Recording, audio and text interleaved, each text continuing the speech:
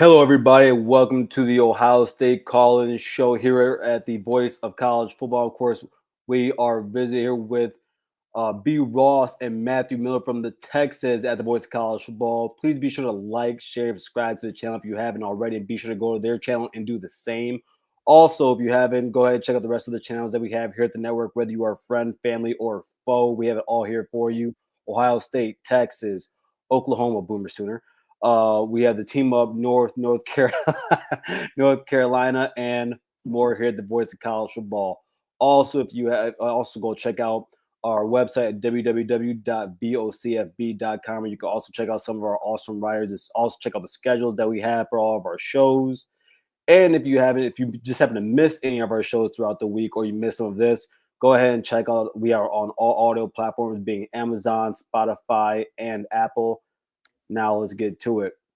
All right, guys, we are 2 days away, and I'm not gonna lie to you. As we get closer, I am feeling a little bit more confident. I want to ask you guys. I'll put the call-in link for everybody in the chat. I've heard some interesting news about your guys' offensive line, and Okay. so and B Ross, I haven't been able to talk. Of course, I haven't talked to you about this game at all, and so I do want to get your thoughts on this game. But before we do that, I do want to ask you guys what's going on with your guys' offensive line, and are you guys going to be healthy enough? And does your left tackle have a club or not? So that's this like the news. I don't know, because that's been like the rumor. Did he have surgery? Did he not? If he did, like I said, it was on like a metatarsal bone, which it's like a week recovery time period. So I don't even know if he had the surgery, when he had the surgery. I mean, to me, offensive and defensive linemen, and I think he'll be able to speak on this better. Obviously, he played in the NFL. That's just kind of the norm for them. Their hands are always going to be messed up. Now, do you want it messed up at the beginning of the season? Not really. I'm actually more concerned probably now about the left guard spot, because it's like, why all of a sudden is Connor Stroh being named here? Like, that's interesting to me. With Neto, had the job up until like the past 3 days. Then all of a sudden you hear Connor Stroh. So is Connor Stroh really that dude? Is he about to take it over? Because he was like a guy big size, but not super athletic, had to drop some weight. Maybe he's more athletic now, gotten the proper weight. We'll see. That actually worries me more than the Trevor Gooseby news. Yeah, it's really more concerning how they just flipped the depth chart like that. Like it was set for so long, and now you look at it, it's like, what's going on? So that makes me think it's either an injury or he did something on the team, in practice that got him demoted so quickly. As far as Gooseby, I do think he's wearing a cast. I don't know if he's going to wear it in the game, but I do have some sources there that tell me that like when he's walking around, he has the cast on. So it might be one of those things where he wears it all the way up until game time, try to play without it and see how that goes. But yeah, he definitely has one on. Yeah, of course, no one wants to see injuries. Unless you're a sicko, no one wants to prey on anybody's downfall, or if you're still young men. But at the end of the day, though, we still got to talk about the football side of it, right? And what was it? About a month or so ago, you guys lost one of your right tackles, and I don't care what program you are, no one keeps 4 good tackles. It's almost impossible to do, right? And so I wonder, of course, we still got to see what Ohio State's defensive line looks like. Matt, you know how I feel about my starting 4. I have no problem with that. I think our edge is going to be really good, especially Kenyatta Jackson Jr. But with Kenyatta being over there, I'm getting bullish. I think he's going to have a game this week. And on the same side of it, though, this is where Arch's legs are going to come in handy. I really believe that. Absolutely. It's one of those things where, with the questions up front, I truly believe that Sark will throw in tempo early to get to that second wave of D linemen. You know what I mean? So to mess with the depth of the team and really see what you guys have, I think we'll see tempo early and often, and then arch legs is going to be one of the biggest factors, not just in this game, but just for Texas in general. But yeah, no, it'll be interesting to see how we hold up. I mean, Sark loves 12 personnel, and we haven't really done it much, but I could see 13 personnel being used a lot in this game if like Gooseby really is like hampered by that hand. Like I could see that because we have Jordan Washington beefed up. He's like 270 now. Spencer Shannon's already a big dude. Jack Endries can block for his size. So I could see that. It's going to be interesting. I don't know. Sark will have something thrown in there if Trevor Gooseby isn't, 95%. Well, we got somebody way here. My guy, Caden. Brandon, be ready. Be ready for this one, man. All right, man. Well, Caden, what's going on, man? Garrison, my guy, how are we doing this evening, my man? Hey, I'm doing good. Horns down. Yes, sir. You all to know it's horns down, and I'm putting double horns down because it's going to be bad in Columbus this Saturday, and it's going to be very, very bad. Oh, and I see Matthew Miller is coming via satellite from Austin, Texas. Oh, wow. He doesn't live in Austin. I don't live in Austin. Wait. Oh, wow, Matthew. Guess what state he lives in? I would at least maybe guess, I will say at least like Indiana. Close. But not my point. He ain't far from you, Caden. Yeah, you can come find me. But not my point. So not my point, Garrison. You want to talk about the Ohio State-Texas game this year? I am confident in Ohio State's defense. And I know that we just won the national championship, and yes, we lost starters to the NFL draft. A good amount of them on defense. But also, let me point this out. It is not impossible for Ohio State's defense to come shooting out of that tunnel and absolutely whip the living hell out of Texas. And I will say this to Matthew Miller specifically. Ohio State will beat Texas 49-17. Jesus. I will put a whole tank of diesel down. Heck, I'll even put 5 gallons of 15W40. Heck, 20 gallons of 15W40 down for that money. You gotta stop sniffing that gas. Yeah, I was gonna say. Look, so Caden, I gotta stop that. That's not healthy. So like, there's a guy in my state named Hughes. He has the Hughes shop. I've been listening to him since I was a kid, and he has Texas. I think he had 45-20. I don't think anybody's getting the 30 in this game. No. Well, the way Ohio State's defense is gonna. This will be a one-score game. Well, the way that if Ohio State's defense comes out of that tunnel shooting out, and actually, if Ohio State's defense, and I'm confident that Ohio State's defense will open that game up early and just start hammering Arch Manning in the backfield, just sacking him, causing forced fumbles, causing turnovers. If they can do that early, keep the momentum on their side, this game is in the bag. This game is in the bag. So let me ask you a question, Kay. What about their defense? Texas's defense, I'm not feeling the vibe with Texas's defense, to be completely honest. Texas, I want to see if they actually mean business. But unfortunately, until they do, I don't want to hear Matthew Miller and them talking all this nonsense, all this crap regarding Texas. And Matthew Miller, I know you've been kissing Arch Manning's rear end. So I'm going to tell you this. Most of the nation has. Quit kissing Arch Manning's rear end. Get your lips off his carcass.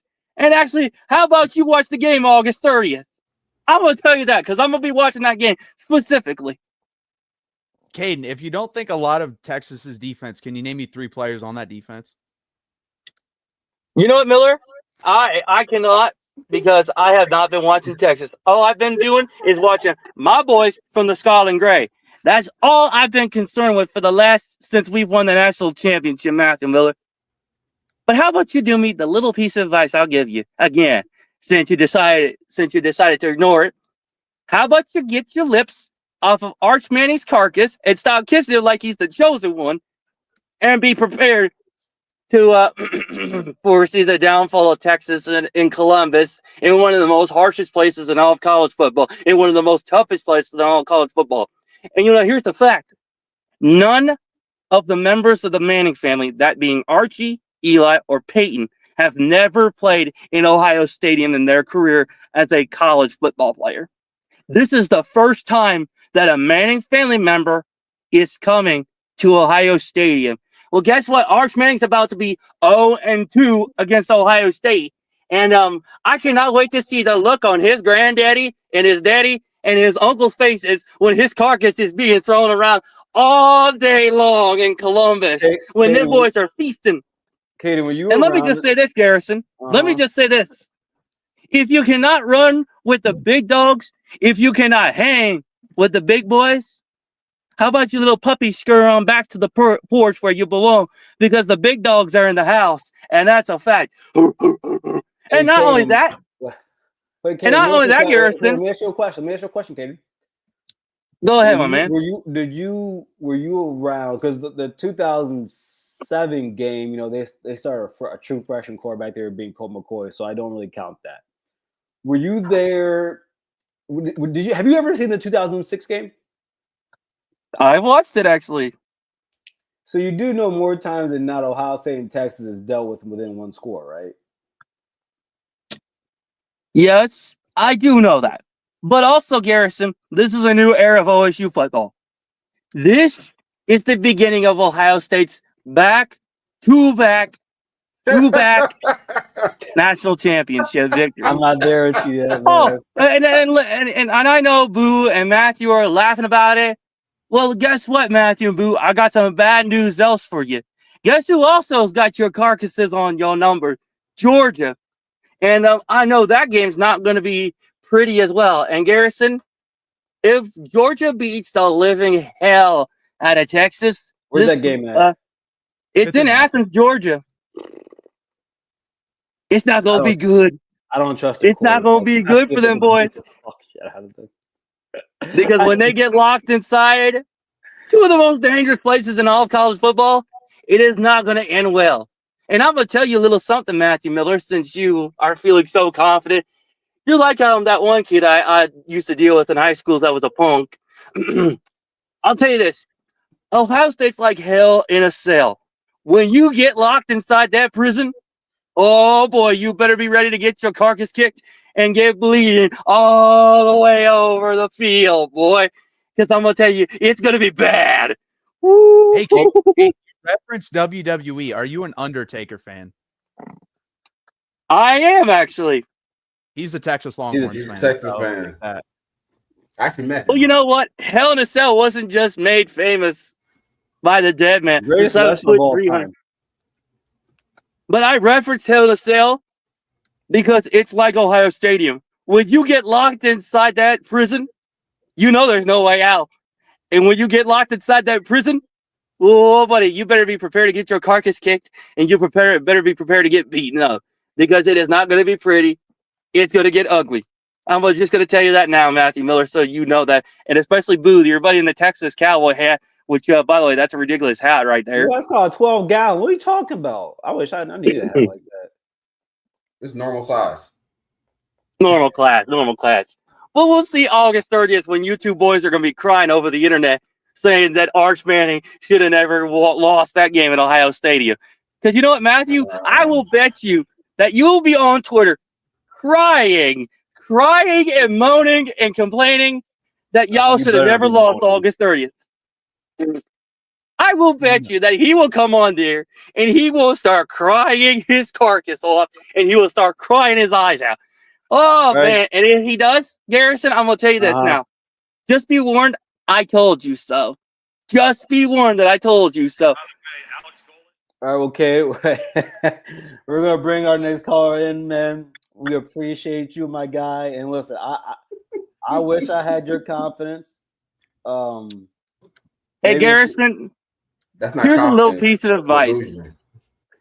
Until you can run with the big dog, and that's reference to me, sit on the porch with the rest of the puppies because this man's running in the big dog's lane, and that's a dang fat, buddy. So how about that?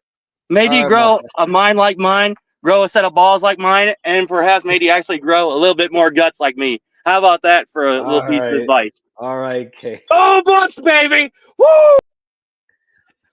I told you, Brandon. You gotta. my God. I wasn't prepared for that. Listen, this is my first call-in show. Was not prepared for that. Dude, he calls in on everyone's call-in show. He was on Miami's call-in show half an hour ago. Oh no, I'm not gonna lie to you. If I was on Miami's call-in show, I would talk crazy to them. But but that's because Ohio. There's a thing there. Yeah. Oh, trust me. There's a thing there with us. But before we get to our next call, everybody, a message here from the Boys College Football. College football is even more exciting when you've got some action on the line, and the games are even better when you're cashing in.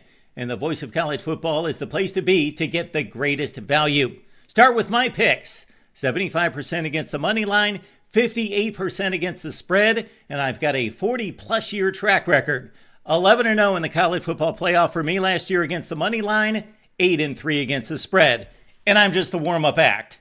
Steve Merrill of Wager Talk is our ace in the hole, show stopper. 7 years with the Voice of College Football, over 30 years in the industry. Steve gives us analysis on all the big games, but you can't miss Steve's weekly under-the-radar pick. 28-12 against the spread the last 3 years. You also get picks from some of our top analysts here at the Voice of College Football, including Corey Bratta, Matt Zemek, and Steve Dace. Check out those numbers. Become a YouTube or Patreon member for just $99 per month. Go to the main channel on YouTube, click join, and then select the betting tier. Do the same thing on Patreon. Make 2025 a winner now.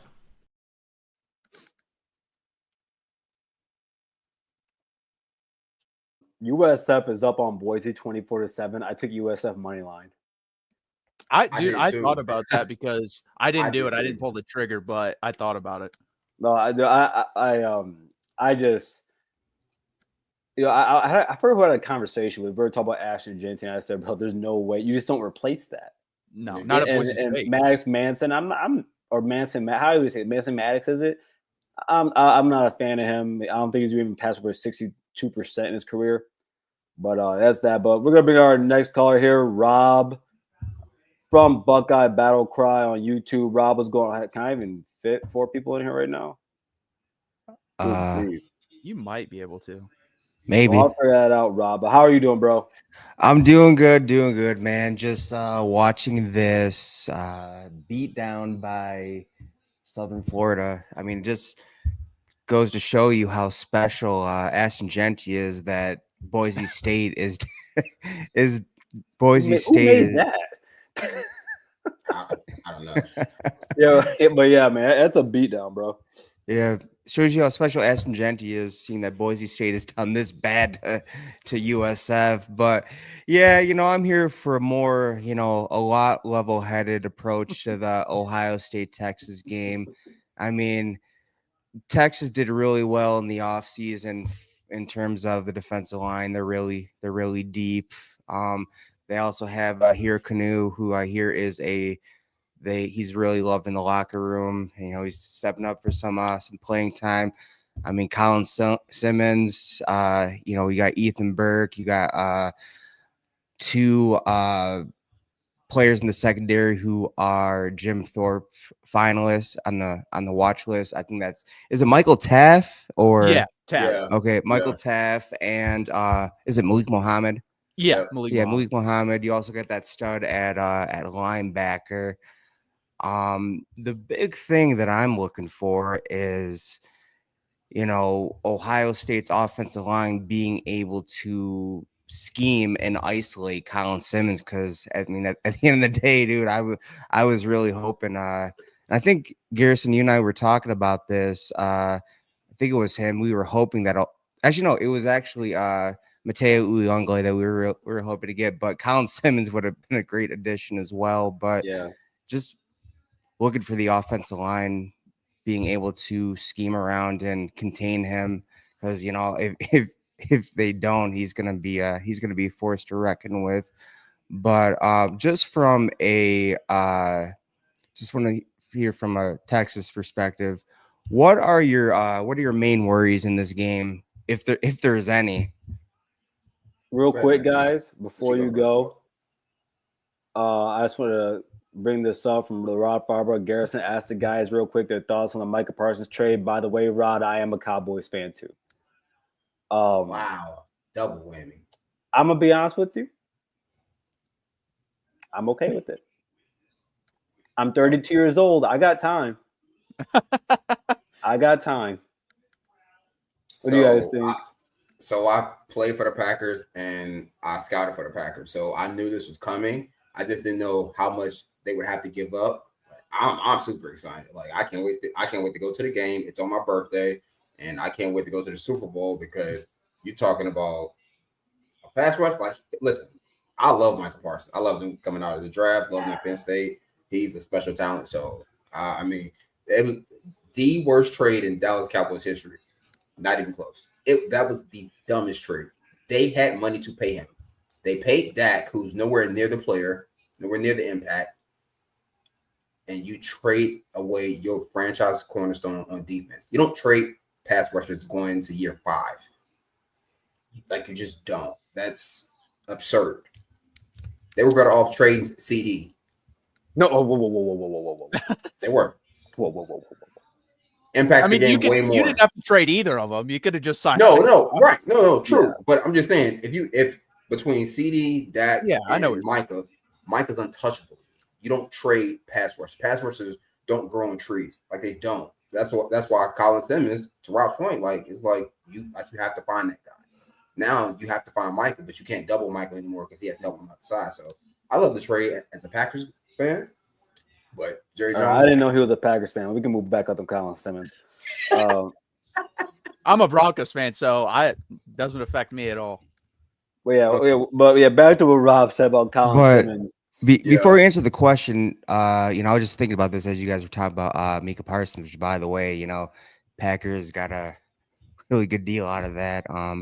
But the worries for me would be, if I were a Texas fan, not saying that Arch Manning is not going to be good, but just the times he started, I mean, you can't really actually use those games as an eye test to see if he's going to be, worth the hype. I mean, some of the games he got against, I mean, I'll give him Mississippi State. I guess, that was was an SEC game. He's going to give him Mississippi State as he should. Conference game. I was going to give him I'll give him a conference game, but against, Old Dominion, whoever else, I just can't do it.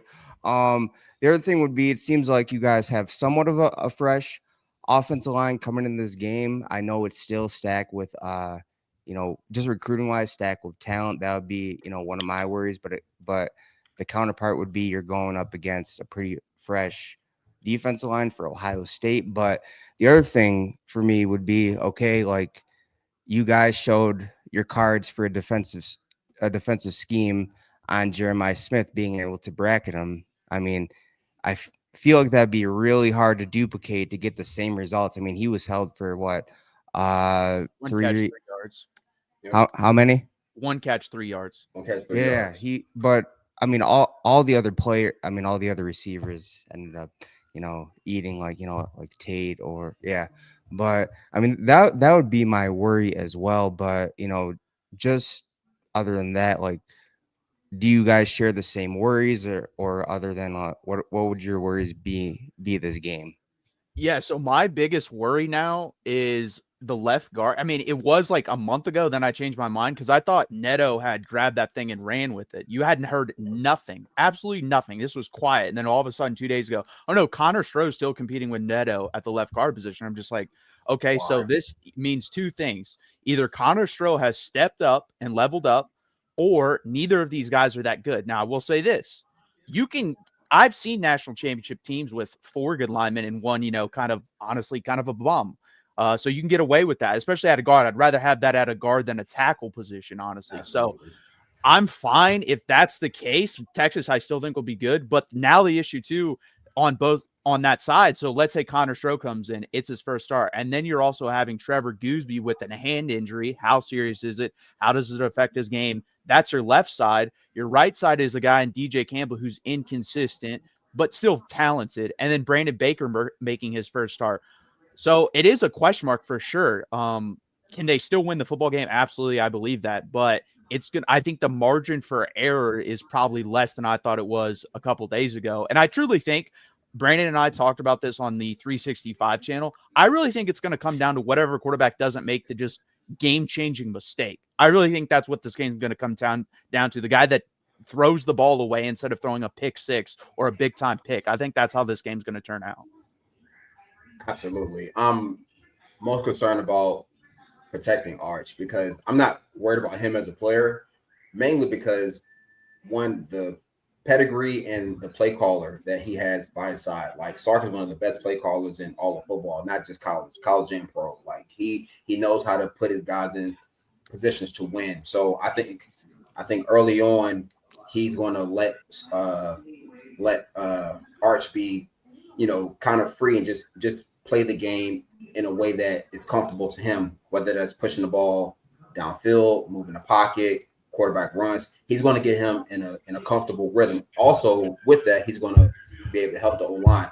But that's my biggest concern is protecting Arch for 4 quarters. It's not, early in the game. Like, those sacks and big plays early in the game, a lot of it's jitters. A lot of it's just, it's first game jitters, my first start or his first time playing in the horseshoe. Like that's real. It's later in the game that worries me in terms of can we hold up versus the different looks and things like that. I would ask you though, Rob, what is your biggest concern for your Buckeyes?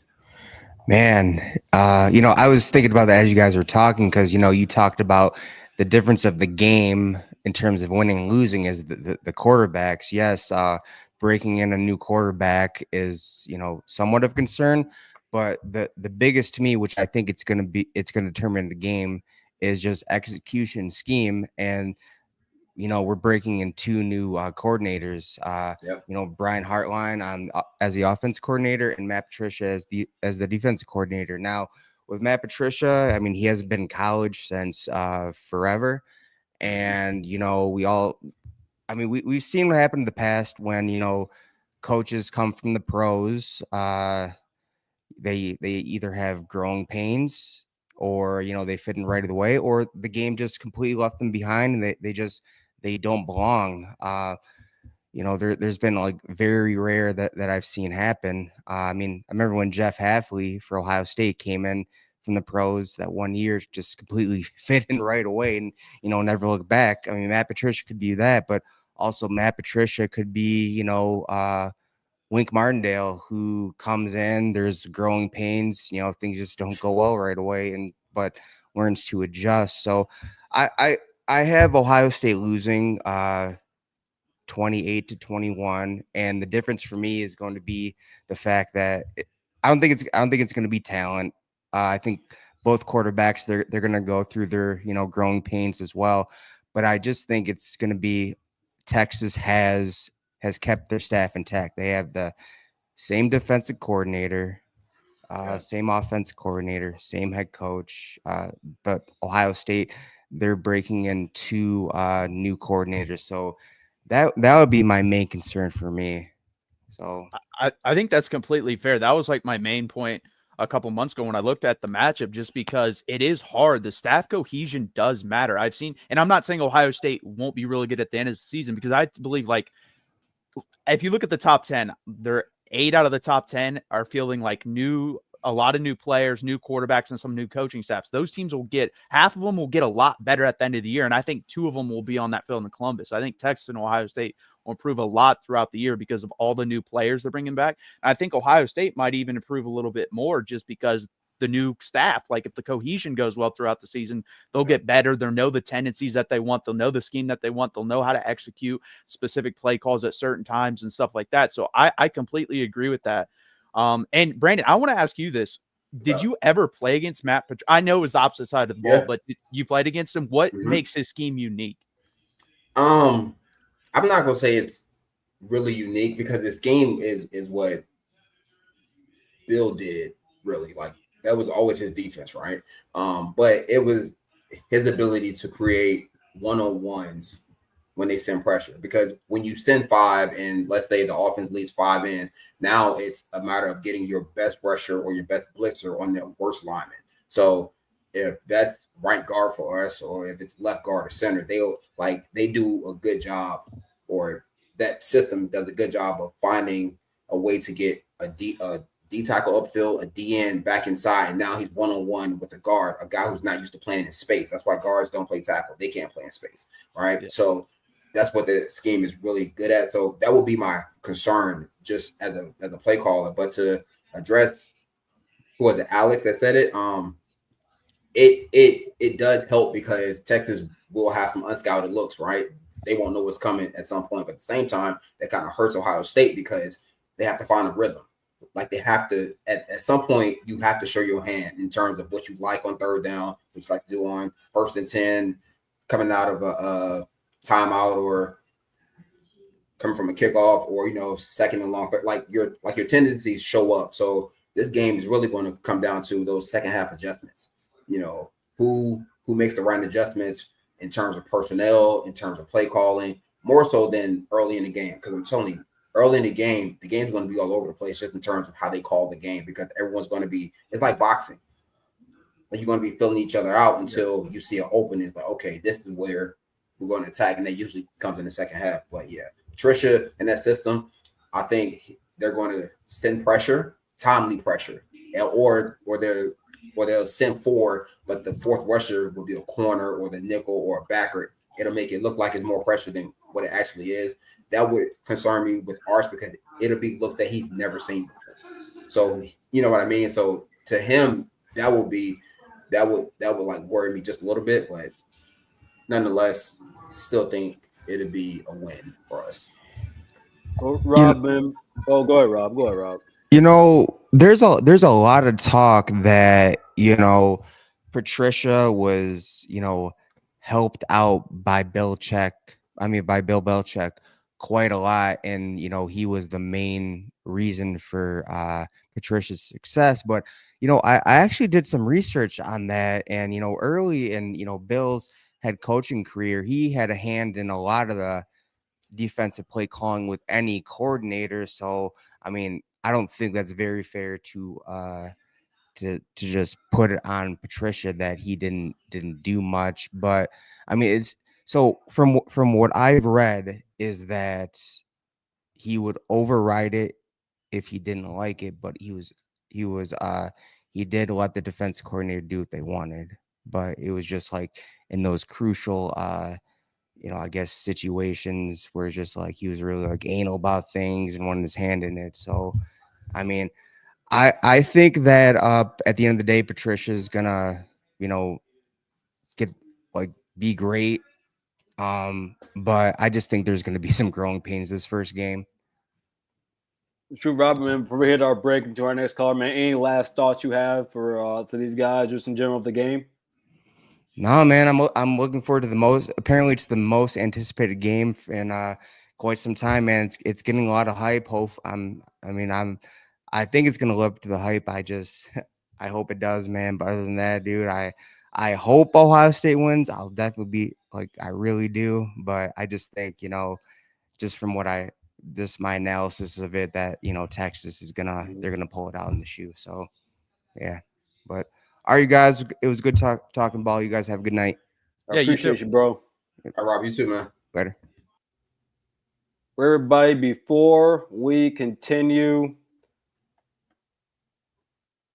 get your business, product, service, or personal brand to the next level by partnering with the Voice of College Football, and let's discuss how you also can reach your target market. The Voice of College Football is a growing network with a large following, so let's find out how we can help you grow with us. Check out the experience of one of our current partners, that being Win Agency, posted here on the screen. And just like our community, we are here to deliver for you. Contact us at sponsorships@vocfb.com. Again, that is sponsorships at vocfb.com today. Well, so you got better, Brandon. The second call was better than the first one. Yeah. I mean, listen, that first one, I'm sitting there like, oh, okay. Okay, it's a hoop. What are we doing tonight, huh? Okay. It's a hoop. Right. Hey, man, before we get to our next caller, man, some of Dr. Buckeye Dave, who's been a long time contributor to this channel. Just want to read some of these. Ralph already went to that one. Aaron says, "Will Texas fans be disappointed if they lose 34-17?"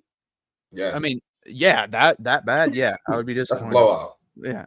I would crash out on Twitter. I'd be pissed if Ohio State lost like that. All right, yeah. See, yeah, close game or like how would you guys feel it was a close game? I mean, let's be honest. That last game was close. We were on 1 or 2 yard line going in to tie the game. So Yeah. that hurt because you're right there to tie the game to go into Yeah, overtime. And you don't literally anything can happen in overtime, Mhm. guys. So that's why I thought Ohio State was a better team. But if you can just take that game out longer and longer and longer, you never know what happens. So yeah, that hurt for sure. And these games, like you said, Garrison, other than the one game where it's Colt McCoy's like second start ever, third start ever, I mean, these games have been super close down to the wire. So, I mean, I remember the Broncos getting blown out by the Seahawks. I knew that game was over by halftime, so I was kind of depressed then, and then my depression was over the next day. So it kind of sucks when you lose close games, honestly. Oh no, I've always said I'd rather see my team get blown out than lose a close game. 100%. I'd rather see it blow out. Unless we lose 31-0 like we did to Clemson. Yeah. Linda Jackson's Ohio State going to smack Texas down. Ohio State 39 and Texas 14. I'm not man. Listen, I don't even know how you get. What did he score? Listen, I'm not gonna lie to you guys. If I saw that happen, first off, Matthew, I have your number. Well, I already had your number, but how would you be the first person I called? It would be you.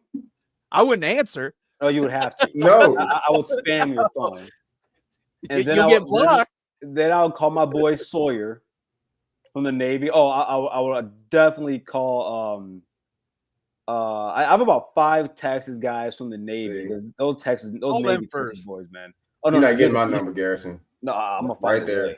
I'm gonna find a That's way. why right there. He's gonna find you at TikTok.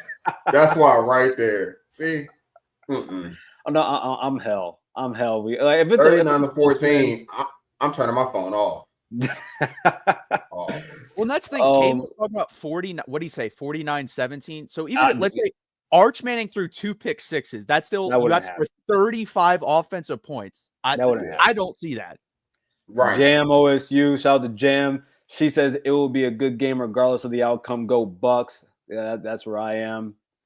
Let's see. Aaron. Shout out to Aaron, man. He goes, honestly, I think Texas is ready for the addition of Max Clary to our offense, especially with the quick release of Sand. Oh, that he doesn't think. I'm not gonna lie to you guys. I've actually thought about this. I'm sure you guys have seen how quick Julian Sand's release is.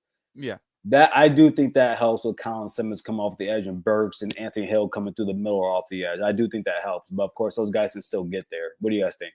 Well, we talked about this on the 365 show. I said I think Texas should at least think about teaching once they saw he was a starter, like throwing the hands up, like knock passes down, get him batted into the air, stuff like that. Because if he's going to get rid of it quickly as that release, that's a way to neutralize that and make him think that second. Now, I completely agree. I like Max there a lot. Like we got the second best tight in the portal. You guys got the first. He's a beast. And I think he can exploit that over the middle because guess what? If you're going to bracket Jeremiah Smith on the outside, the middle is going to be a little bit open. And I think he's definitely more of a threat than G. Scott was last year. So that is going to be a difficult matchup for Texas. Yeah. I mean, he has a quick release, but he's not a big guy. So batted balls will be key because, what I really think they'll do is try to get the ball to Smith early and often, right? Screens, bubbles, freaking RPOs, all that stuff. And with that being said, all it takes is one tip pass for somebody to get under it and change the momentum of the game. So, it can work against them. So I'm not too worried about it, but I do appreciate it because he gets it out quick and hurry. Like he has a nice, smooth release. So I can't appreciate it, but I'm not too worried about it. Right. And then shout out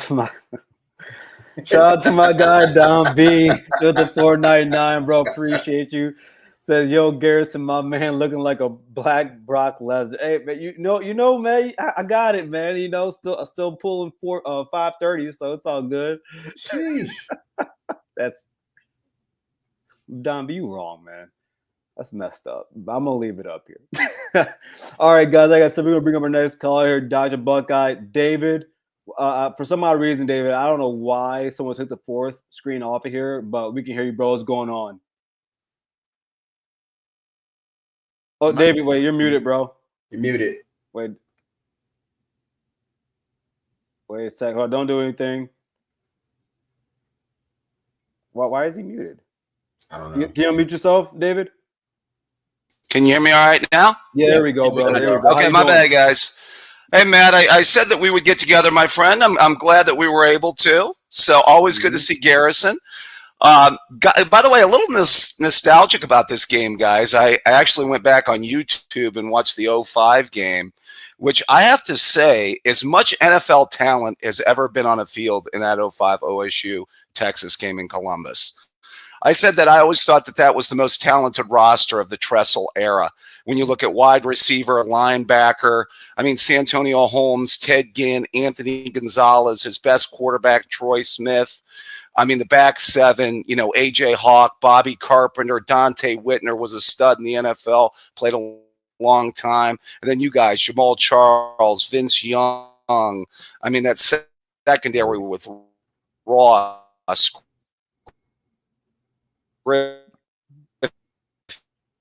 Oh, hey, Dave, you're going in and out, but there we go. You're back. Remember, it was just awesome. I don't know if you guys have thought a lot about that game. Oh, can you hear me all right? Yeah, we got you now.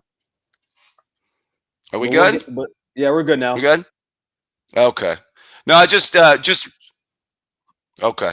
Just really enjoyed looking back on that game. I know we lost a heartbreaker. I still remember if Ryan Hamby catches that pass. It'll live in infamy, by the way. So yeah, someone brought that up. It was an incredible football game. It would have been hard for Vince Young to overcome 10 points. Brother, I saw him do it versus USC. That man can overcome anything. Winners win, and that's like the biggest winner I've ever seen in college football. He's just like, no, we're done playing around. Like, that's the thing, too. I don't think someone mentioned this on Michigan channel a while back, and they said Texas didn't really blow anyone out that year. And that was kind of my memory, too. So I went back and looked. Texas won by an average of 33.8 points per game.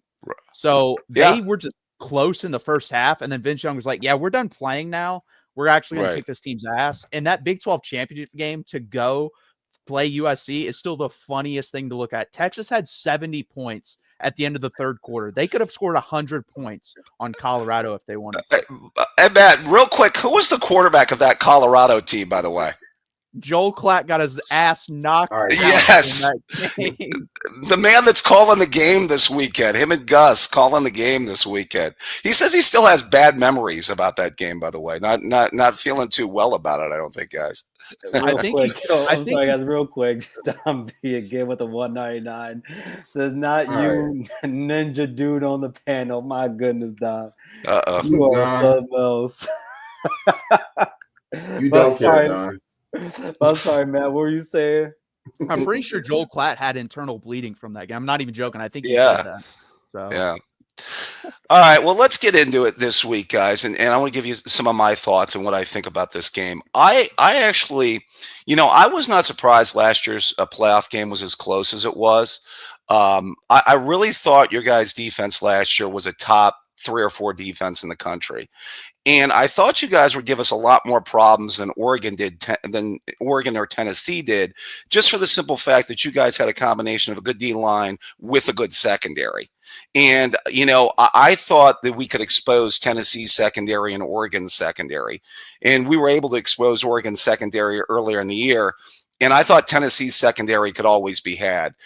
Carson Beck had I don't know how many good games last year. One of them was against Tennessee's secondary, actually. He exposed him pretty good in Athens. So I thought if we could neutralize Pierce a little bit, we could throw the ball against their corners, and we were able to.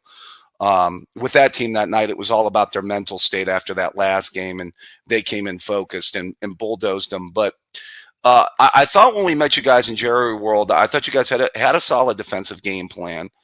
I thought we got off to a really good start, but the play that bothered me was that Travion Henderson penalty on the second drive that ruined a drive where I thought we were looking good at that point, guys. But and then you guys settled down, and it was a really good game from there. But to your point, Matt, you're right. I mean, Sawyer could have fallen on the ball there, and it would have ended up being a 21-14 game.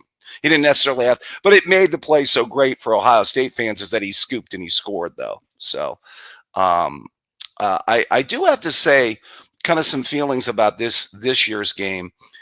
Have you guys talked a little bit about the trench battle? And, particularly, what are your thoughts on, I know we've talked about the Texas offensive line versus Ohio State defensive line a little bit, but I think Ohio State's offensive line, which a lot of Buckeye fans feel about as good as they felt in a while against the Texas front seven, to me, is I think what could flip this thing. I don't know what you guys' thoughts are on that. No, I agree because Sark talked about this, I don't know, about a month ago. He said, this is going to be a basketball type thing. Like, he's going to rotate these guys a lot, especially on the interior, because there's a lot of depth there. Like, I think there's 5 to 6 guys I trust playing right now, and that could expand. Like, if Lance Jackson has a good game versus Ohio State or starts off well, you can add him to the list. If Justice Terry, the 5-star freshman, has a good game, you can add him to the list. Then you're talking about 7 deep on your defensive tackles. And in the edge group, there's 4 guys I for sure trust. You could throw 5 if you want to throw Trey Moore in there. It's going to be interesting how they utilize him. Yeah. But I agree. And someone posted, I think it was CJ Vogel and On Texas, posted the snaps of Texas's own line and Ohio State's, and it was pretty similar other than one player. I forget what the player is on Ohio State that had a lot of snaps, but Austin Sareveld versus Colin Simmons is going to be interesting, and he doesn't just have to go against Colin Simmons. If Colin Simmons goes out of the game, he's going to have to face either Trey Moore, Brad Spence, or Ethan Burke, or Colton Bosick. Like, there's bodies to be thrown here, and there's going to be certain packages where I think you'll see Anthony Hill just line up straight up edge, and then you'll have Trey Moore and Leon Lafau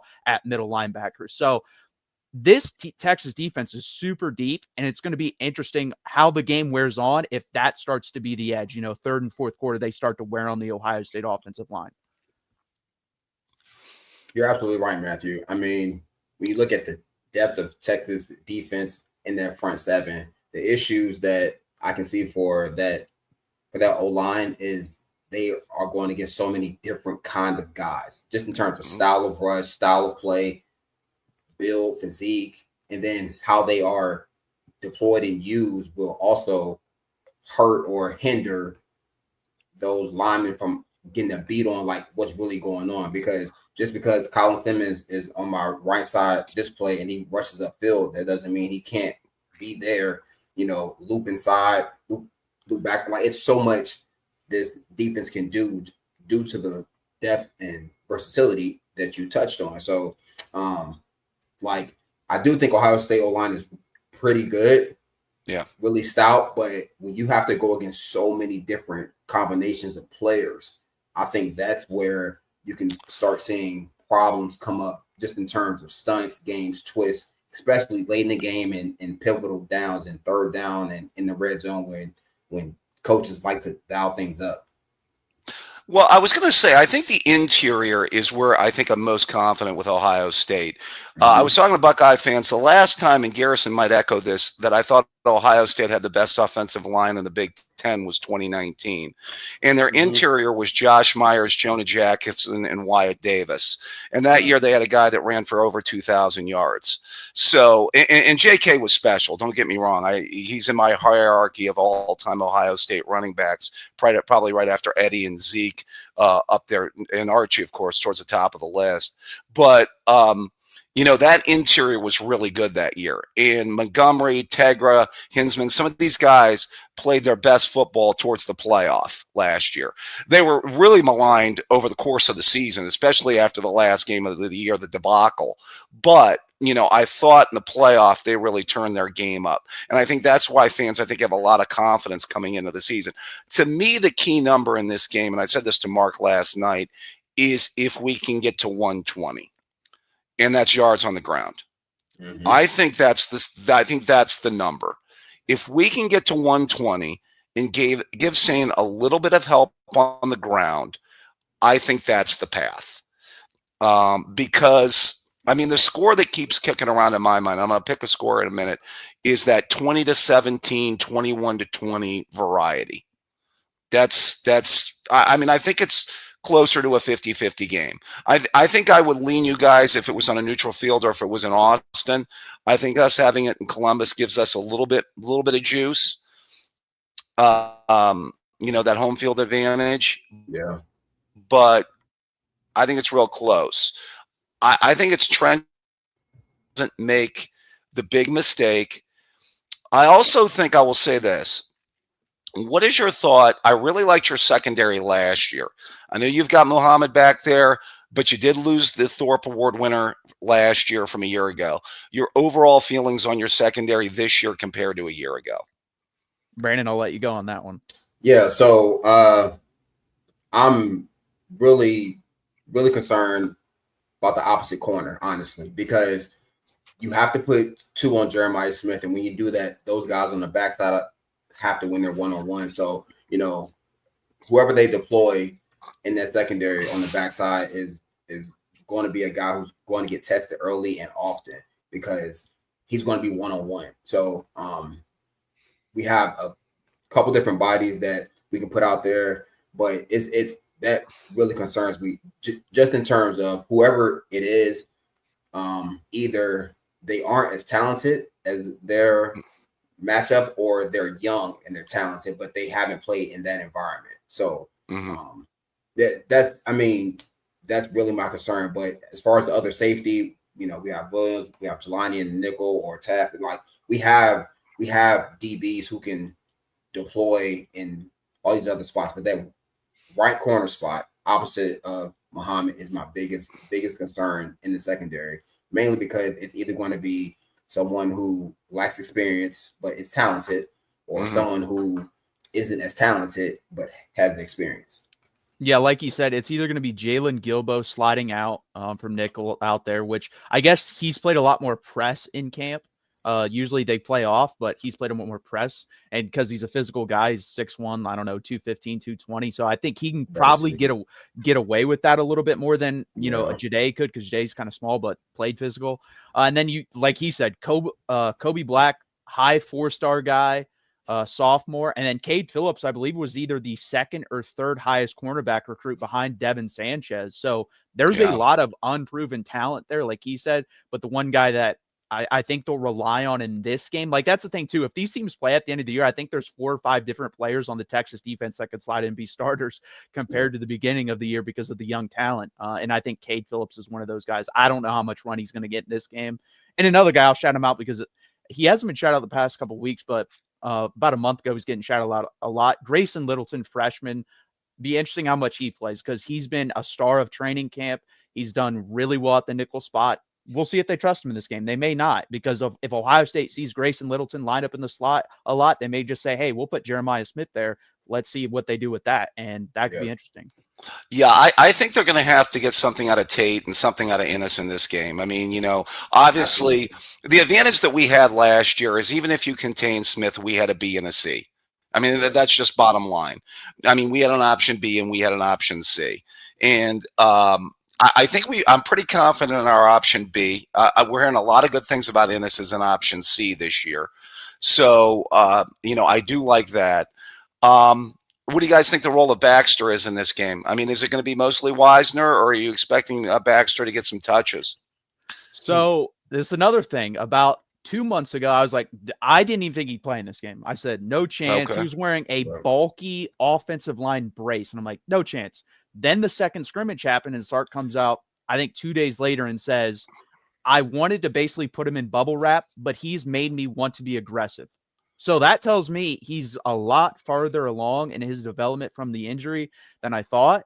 Okay. How much further is going to be the question? I don't know. Is it going to be 4 carries in this game? Is it going to be, I think the most I could absolutely see is like 12.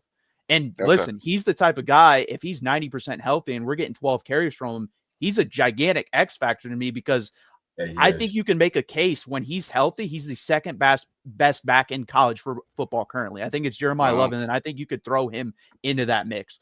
But we'll see. I don't know. It's going to be very interesting in this game.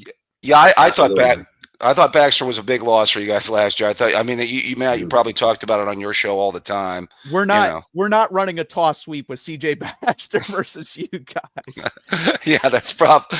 I think Texas fans still got to be blaming Sark for that play call, by the way, inside the 5 there. By the way, some of it was a little bit dubious. I don't blame him because Arch was hurt and CJ Baxter was hurt. If they were healthy and he ran that play call, I would totally still be pissed about it. Nah. I would understand it. Like, when you get a big guy on the perimeter, like you want big guys like that versus smaller corners. I don't care who the corner is. Corners don't like tackling. None of us do. DBs hate tackling. Hey, but listen, man. Look, I played D2 football, and I remember when I got to college, man. We had this one running back. He was like 5'6", 240 pounds. Had tree trunks for legs. I saw him coming down the sideline like high stepping like a running back should. Bro, corners are supposed to keep that outside contained. Mm-hmm. Man, I dipped inside real quick, just enough to miss him, bro. I don't tackle. What's a tackle? Listen, it is business decision, Garrison. In practice, you're damn right. Business decision. Listen, and Christian Clark, another guy too. Throw his name out there because I think he could have a big game. Yeah. I personally think he's the second most talented running back on the team. That's just my opinion. By the way, last year, what do you think about Wingo's role in this game? By the way, is that I tell you what, I was doing a show with a friend of mine, and I think Matthew Golden's going to have a great year for the Packers this year.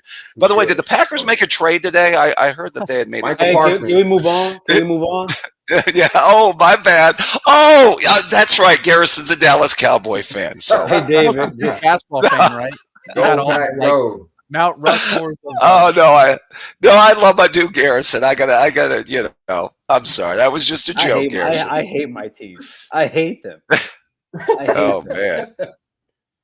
No, so Wingo, I'm sorry. This is his chance to have a really big coming out party as the guy, like to be the stud number one receiver. Because last year he had flashes and spurts of like, okay, this is what we could get, but then he had games where he would disappear, where it's either drops or he's just not getting open the right. You know what I mean? It was so many things where you're sitting there like he's talented and you see it, but it's not week in and week out like the older guys. So he's a year older. Him and Arch do have some sort of connection, so it'd be good to see if he can come out and like demand the ball, maybe demand, double coverage with corner rolled ups, safety over the top, because we all know one thing, he can run, he can fly, right? So this is his chance to have a really big coming out party and be a number one receiver for Texas. One thing I want to say, go ahead. I'm sorry, Garrison. I actually go ahead, David, because I want everyone to answer this question, including you. But I want you to go. Okay. Well, I wanted to make one point. First of all, and I was going to ask Garrison a question. I want to say I'm really confident in our corners this year. I think Jermaine Matthews is going to have a big year. Igbinosun, we were over and under on whether he gets 2 holding penalties a game. Sometimes it's Garrison will tell you he's good for at least 1, probably a game. I still believe that the national title game would have been a blowout if he not had that penalty that kind of got Notre Dame back into that game a little bit in the national title game. But I'm really confident in our secondary, not just downs, but our corners. So I feel real. A sense of confidence there. Hey, Garrison, what are your thoughts about Hartline and the offensive game plan? I don't know if you want to give your opinion on that. So I think it's the biggest question mark on the team. Okay. But at the end of the day, I've talked about this plenty of times. I think Ryan Day has done a great job of putting a bunch of safe rails around Brian Hartline. On top of him being around the program for 9 years, last year you got to be around Chip Kelly because Lord knows you ain't gonna learn how to make a running game behind Ryan Day. So you had Chip Kelly there last year. That's some time to learn that. On top of that, you bring in, he asked Brian Hartline, do you want me to bring in Tyler Bowen as the offensive line coach? He said yes. Tyler Bowen, of course, has some he's been an offensive coordinator. He's been one of the better run game coaches in college football. I have it right here, actually. I mean, when he was at Maryland at 2017, he upped their yards per carry to 5. I'm talking about their top 2 running backs. He upped it to 5.4 yards per carry. Got to VTech in 22. It wasn't that good. It was around 4 yards per carry. That's not that great. In 23, they were at 4.8. And then in 24, they were at 5.6 before coming to Ohio State this upcoming season. On top of that, you have the wide receivers. We all know what that is. This is going to be Ryan Day's best offensive line that he's had since he's got to Ohio State. Most talented, probably not. but I think it's going to be his best offensive line. I think it's going to be his most athletic offensive line. I think it's his deepest offensive line. So there's a lot of things around Brian Hartline that are going to help him out. Also, Brian Hartline comes out, he is going to be in the booth. So I actually do like that because you do have Ryan Day on the sideline already, and Ryan Day is not going to call the play calls, but I think you don't need both of them on the sideline as offensive guys. So we'll see. It's going to be that's a tough first test. I think. It is. I think these two would agree with me. I would rather have this game week 2. Yeah, well, what happened in 05 and 06, guys? We did this the second game of the year, and we both got our tune-ups before we got together in Columbus and got together in Austin. And everybody got to get paid. Yeah, that's true. Next year it's week 2 as well. Yeah. Yeah. But I do want to ask everybody this. So Rob Farah, he has this question right here. Is this a bigger game for Sark or Day? I don't think this is a question. It's Sark. Yeah, it's not even close. Yeah, Sark. Yeah. Has to be. Hey, guys, what are your thoughts on Sark and where he's kind of positioned the program and kind of a follow up with that too? I had a feeling that Tom Herman was always going to do decent things there. And I remember, to be fair, I did too. Hold on a second though. Hold on a second though. Let me just real quick on that. Herman did after 18 when you beat Georgia in the Sugar Bowl. Tom Herman's stock at Georgia was, I'm not saying it was Bitcoin or something, but it was not in a horrible spot. I mean, I think there was probably a sense of optimism after that victory. And in 19, you played 2 playoff teams, and you ran into the buzzsaw that was Joe Burrow early in the season, and lost a fairly competitive game. By the way, you guys couldn't get a key stop. And, you lose to Hurts in Oklahoma that year in a close game, too. The COVID year, I think he had a couple of bad losses that probably cost him. But, I mean, I don't want you guys to relitigate Herman, but, it seemed like there was a period of time he had you guys. Please do it. Well, I'll take Tom Herman back in 2015 for one more season, and Garrison would totally sign up for that. He was goated that season. Yeah. He wasn't he's not Charlie Strong. Like Charlie Strong is the worst coach in the history of Texas football. We took up a step from that to Tom Herman, but that guy, we did not. He inflated recruiting. I hope people go back and look. You can look at the numbers. He got a bunch of corners and wide receivers. He never got offensive linemen. He never got defensive linemen. He's listen, this is going to be the 11th class in the nation if I don't land some guys. So I'm going to go and get one of the 5th best corners, the 4th best corner, 3rd best corner. Oh, we're the 3rd best class. Oh, it's the 3rd best class. No, it's not. You didn't get us offensive linemen. You didn't get us defensive linemen. You didn't get us a quarterback. He didn't get any of the key positions. That was so rough because you are absolutely he didn't see the big picture. No, that's what makes Sark special. Sark started up front. If you look at Texas D line since he's been there, all these guys going to be 1st, 2nd, 3rd round picks. He's putting out and he's starting up front. It's O line and D line, so right, and that's how you build your team for success. Herman was please. No, I'm sorry. Christian Jones got drafted after, I believe, Sark's 2nd season. Under Tom Herman, I never wanted that guy to play. Herb Hand is an awful offensive line coach. I think he was at Auburn. I don't know where he's at now. And I believe before that, Texas hadn't had an offensive lineman drafted since 2000. It was Connor Williams was the last one. So we went 6 or 7 years without an offensive lineman drafted. Just think about it. Just drafted. I'm not asking for a 1st round pick. I think we've had 4 or 5 since Steve Sarkisian's been here, and we've had Kelvin Banks in the 1st round. It was pathetic how bad our line play was under Tom Herman. Yeah. Shoot. Hey man, before we Dave, before we get out of here, man. Yes. What's your score prediction? All right. I've thought about it. Matt's probably going to remember this. I actually picked Texas over Penn State to win the national championship earlier this year. I did. I actually picked Ohio State to go 10-2 at the start, and this to be one of the two. I'm going to say 20-17 on a last-second field goal. I think this game flips late. I think it's a late drive. I think it's a late score, maybe a turnover. Special teams could be a big play. I think in lower scoring games, you always put a premium on special teams. If there's a block kick or something like that, a return would be big. But I do think these two teams could see each other again, obviously, 12 12-team playoff. I've said all year, Garrison. I this Ohio State's team, I expect to get better as the season moves along. I just want to right the wrongs come late November. That is my thing. So we have a team that's playing well going into the playoff. So we'll gain some momentum, and it's a tougher schedule this year. It is a difficult schedule this year. So at Illinois, still have games. Well, I tell you, Garrison, that at Washington could be a little tricky too. They could be that, that trip to the coast is. What do you guys think? Your guys' other game, other than this, after this in the SEC, concerns you the most? By the way, just curious. Georgia. I have a different answer because I have us going 11-1. I have us losing to Florida. Okay. Thank you. Wow. Thank you. I have that game too. I have Florida going 10-2 this season.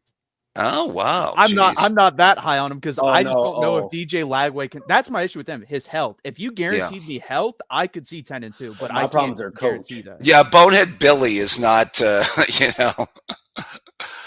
I like Lagway. South Carolina, I like in the SEC. I think a lot of people are in South Carolina this year. A lot of people like. I'm down on them because they lost a lot of NFL. I think they lose this weekend. Oh really? Okay. I think I did pick them to lose. Yeah, Virginia Tech. I'm not totally sold on them. Like they don't have as much talent as they did last year, and they weren't even that good last year. So yeah, they had a better D line, I think, last year than they did this year, if I'm not mistaken. They lost, that's right. Kennard to the NFL, and he won best defensive lineman in the country. So I think they're gonna have issues. Yeah. Well, I hope for a good one, guys. You guys doing a great job, Matt. It was great to hook up. Great to see you both. Garrison, we'll get back together. I'm hoping for a victory. By the way, what was your pick, Garrison? I have Ohio State 24, Texas 21. Okay. I think Ohio State goes up early, and then Texas they'll make a comeback. I think in around the third quarter, and then around the fourth quarter, I think we wear down their offensive line. Yep. Go ahead, Matt. Yeah. Before you go, so the show Ben used to do, like the late night show. Yes. Do you have it? Like, if you don't, it's fine. We won't even have to exchange something. We can do that after show anyways. But do you have any interest in hosting that with me? It would be me and you. What's the time frame on that? I would have to get together with Mark and ask him. I think it would start at 10, and then we decide how long it goes. Okay, would it be Saturdays or what day? Sunday night, I believe. Sunday night. Okay. Yeah. I could have some availability. We'll have to get in touch on that. Yeah, for sure. Yeah, you were my one of the short lists of people I had on there that I wanted to reach out to, so I wanted to check on it. Okay. Well, we need to get more Buckeye fans on the Mark Rogers channel, Garrison. We're going to start to recruit, buddy. We don't have enough. We can't let scum be their largest fan base for forever, my friend. No, my good God, no. By the way, did you guys see Desmond Howard? Oh, here we go. Is selling. He's selling shirts.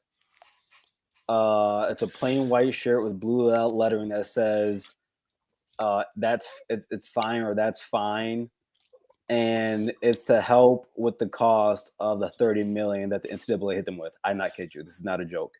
Really? Just found a pearl that will go towards. That's the fan base. Yeah.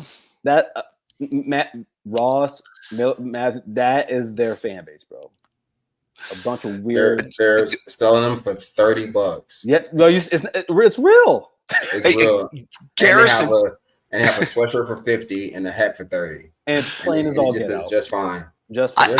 I did want to see Urban's face with Portnoy though. That would have been. I mean, Urban once gave Mark May a pretty good death stare after that Sugar Bowl victory, so that would have been an interesting one. The thing is, Portnoy can't really say anything to him because he's 7-0 versus Michigan. That's all I'd say. That's true. That's true. Now, if it was Ryan Day, oh my dude, yeah, that would be a different deal. Oh God.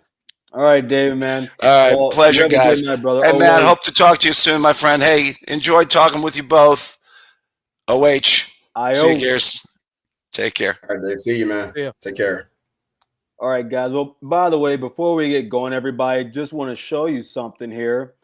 We do have merch at the Voice of College Football. Now, listen, this is the Ohio State day, so we did Texas on Monday, so we're not going to show that bull crap on that's in orange or burnt orange. But listen, guys, we have it all here for you. Yeah. Hats, T-shirts, polos, cups, hoodies. We have it all here at the Voice of College Football. So go ahead and check that out at BOCFB-shop. And you can go ahead and get everything you need for the college football season. Well, guys, appreciate you for being here today. I said Miller. Like I don't know your name. Matthew, thanks for coming in. Brandon, appreciate you. Nice to meet you, my guy. You guys are doing a post-game show, right? Yeah. Yeah. All right, because we'll be doing one too. If Ohio State wins, I'm gonna try. I'm gonna be doing with my guy Mike. I will leave the show for 5 minutes to join you guys if Ohio State wins. And if Ohio State loses, yeah, we'll join your in the studio. We are I'm gonna block you. I'm gonna block you from the show. From the channel. What are you talking about? I'm coming in with a different hat too. Oh man, but I appreciate you guys. Again, everybody, if you should not, if you would like to, go ahead and follow them on X. You can find Ross at 1B _ Ross on X, and then Matthew Miller at MS97 on X. Again, hey guys, you want to let them know what they can find you also on any other channels or shows? Just the Texas at the Voice of College Football. I'm Monday night. He's Tuesday night. And like you said, Saturday, 3:30, we'll be doing post game with Gerald. And also, if you want to check out his content, Metro Sports on YouTube. He just joined us, Josh. He does a really good job with the NFL if you're interested in NFL content. So check him out. It'll be us four chatting it up after the game, no matter what. And I guess I can't stand you, Don B. Don B 199. So as Garrett said, I'll give you a Cody Rhodes comp. That's crazy. I'm Sheamus. I'll gladly take Brock Lesnar then. Ooh, and I'll take that Brock one. At least he didn't say The Rock. Actually, no. See, I would have took that. Yeah. I would have took The Rock. Over all right, Cody Rhodes, everybody. for sure. Everyone, you all have a good night. Look forward to talking to you on Saturday for the post-game show. Horns down, and as always, OH. I know.